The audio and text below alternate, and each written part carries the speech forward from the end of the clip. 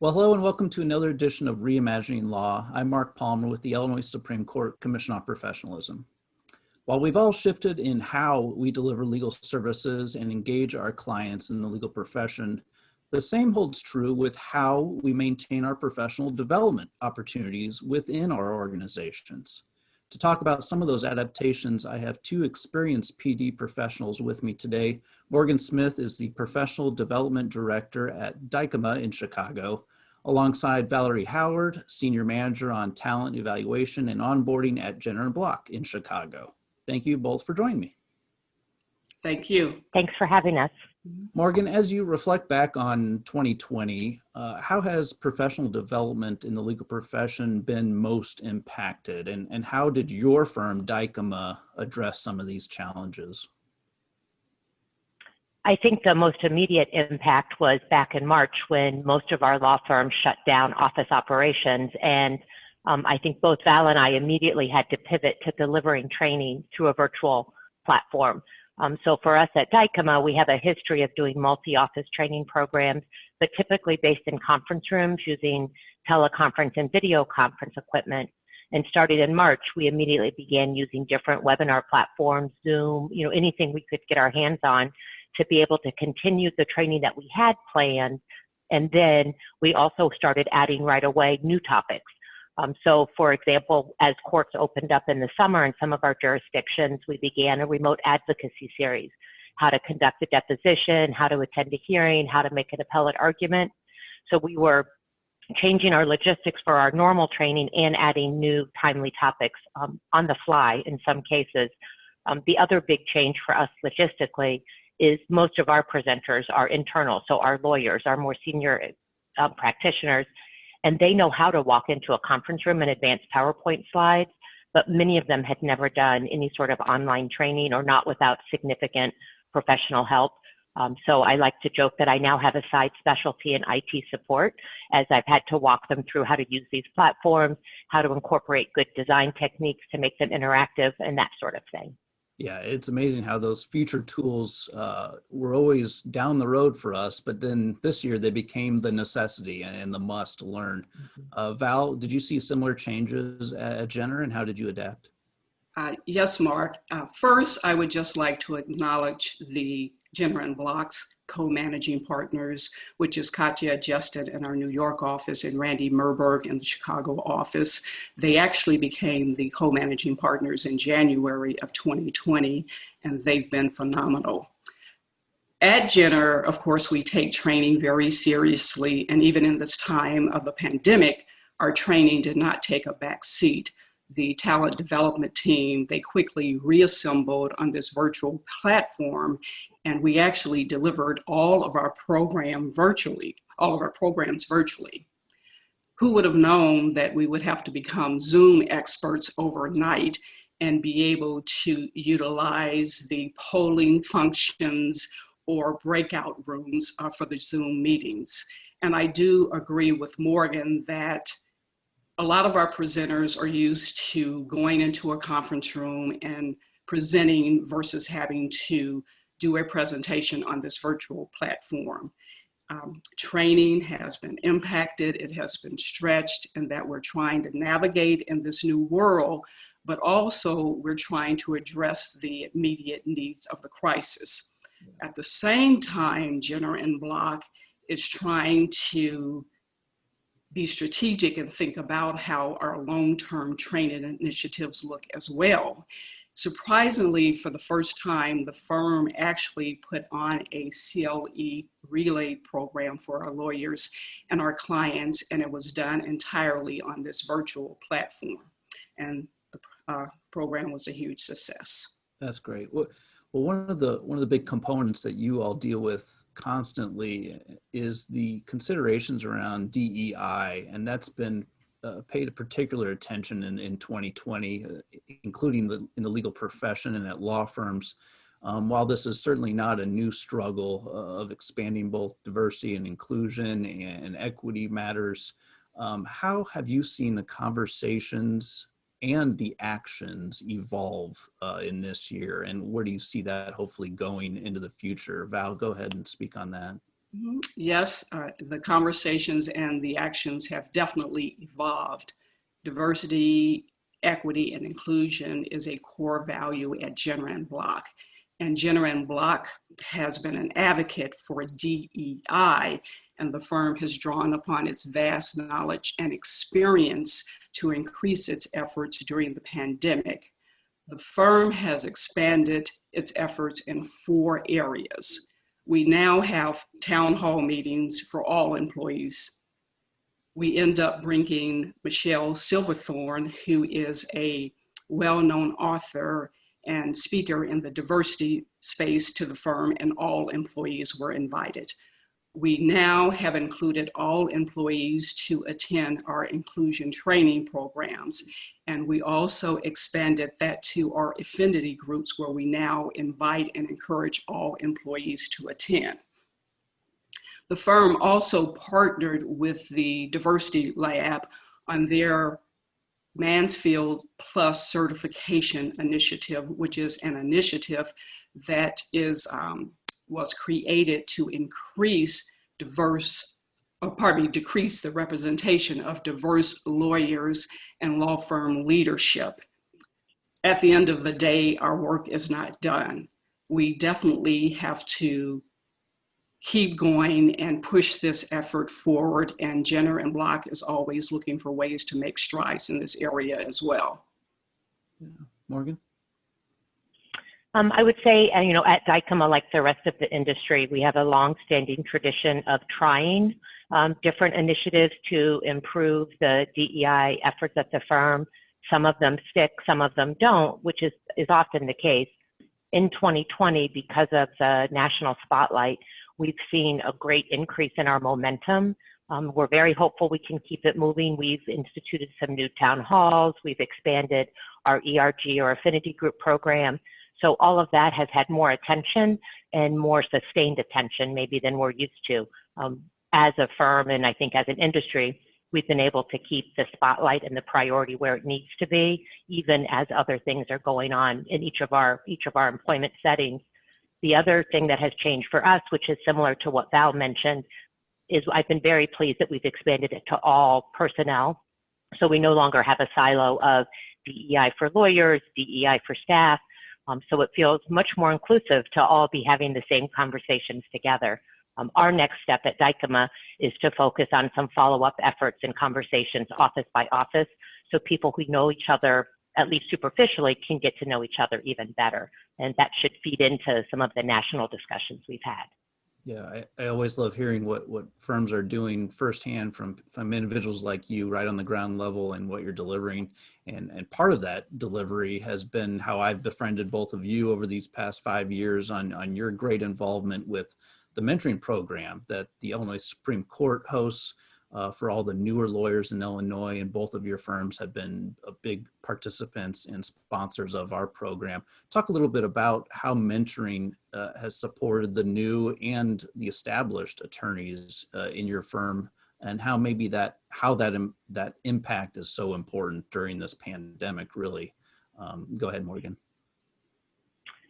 For us, for the lawyers that were already participating in the established mentoring program, it was a great resource for the partners and the associates alike to have ongoing discussions, to have sort of established people they could talk to about what it was like. It's a little bit of a stereotype, but we had associates helping partners figure out their home Wi-Fi setup, helping how to use technology, because many of our associates were more used to working from home, perhaps, than some of the partners were. But it also gave us a pathway to have the partners push out firm messaging. So in addition to practice group meetings and office meetings, we really did turn to our mentors, ask them to stay in touch with their mentees, to be in touch with those perhaps they had mentored in prior years, anybody with whom they had a relationship, to make sure that there was engagement and connection happening in all different ways across the firm, really creating a safety net to make sure nobody was left out or felt like they weren't a part of whatever conversations were happening. We have had a handful of lawyers join us since we went remote in March. It's a little bit more of a challenge there because it is new to our partners to try to establish a mentoring relationship virtually. So we're definitely trying to find ways to help support them and give them ideas. We always look for anything out of the commission that we can use to prompt a discussion or a dialogue. And we're looking to learn from others like Val and Jenner on what do we do with our class of 2020? How do we really jumpstart that relationship building when we anticipate people will still be virtual? The one good thing is that Jenner has always had a very well-received mentoring program. And I do believe that for the lateral lawyers that joined the firm immediately before the pandemic, it has been somewhat of a challenge because they did not have time to cultivate their relationship. One of the things that our co-managing partners have been doing is that every day they send out correspondence to firm-wide employees. They focus on things like talk to each other, reach out to people that you normally would not reach out to and have those difficult conversations because everyone is struggling during this time period.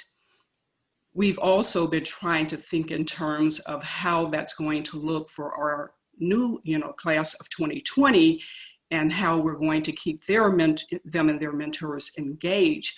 One of the things that I truly believe is that because the lawyers have been remote for 8 months, they've been meeting for 8 months, they've been working for 8 months in this virtual platform, that they actually have a lot that they can bring to the table to their new mentees. They can discuss the do's, the don'ts, and probably have some interesting stories to share with their mentees as well.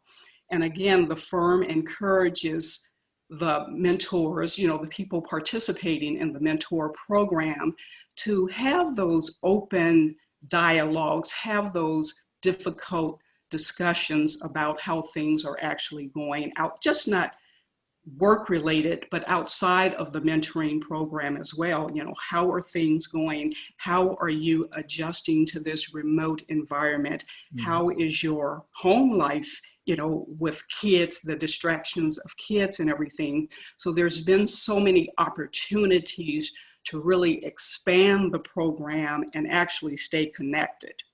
Yeah, and that segues nicely into what I want to not miss this opportunity to ask you both. You hinted on this in how you described how you have transitioned in the last 8 months or so, but I want to look forward. I want to say, what do you see as maybe a positive opportunity, especially in professional development, to make your firms better, make your attorneys better, make your legal professionals better, such as virtual platforms? Is this a one-off, or has there been a permanent pivot in how you are going to do your job, do you think? What do you think, Val? I think with the new professional development environment, it gives us more flexibility since Jenner & Block has multiple offices. And surprisingly, when we really think about Zoom or video conferencing or webinars, they've always been there. They've been tools that we could have always used in the past. But of course, the pandemic forced us into this Zoom environment. It forced us to rely on these different modes of delivery, whereas we would not have done in the past. I also think that once we go back into the office, that firms are going to start really reviewing and asking themselves, what is the best mode of delivery for their programming, and they're going to use it appropriately. Yeah. I definitely agree with that. One of the unexpected benefits or silver linings, if you will, that I'm seeing is my presenters, when they're internal, in the past, as much as we've worked with them to try to improve their delivery, try to maybe change up some of their programming so it's not quite so much talking heads and has a little bit more interactivity, it's often hard in the press of business to get their attention far enough in advance to make the changes or the suggestions and then have them see how it benefits their training with the associates. Because of going virtual, we've had people with more time and just paying more attention, frankly, to the engagement levels of the attendees to a program. So I'm really hopeful that some of the changes we've made will stick, even if it becomes more of a hybrid model of live training and virtual training, just to know that all of our presenters are a little bit more confident with some of the interactivity tools that we've been trying to use. Yeah, excellent.